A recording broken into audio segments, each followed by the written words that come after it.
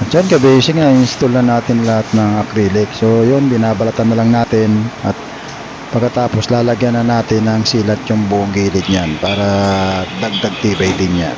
At ginamit ko nga pala dyan na uno na block screw na pang metal at siyempre 3/4 na 1/8 by 3/4 na blind repeat. So yun, good job na dyan ang dog cage ni Max, yung mag-asawa. Si Max lang naman ang salbahe dyan, yun ang naninira dyan, pero yung isa hindi naman.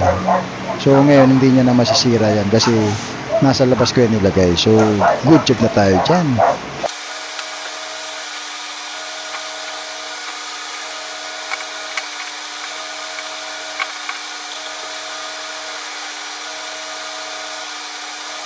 Ang galing mo, Angoy! Ang galing!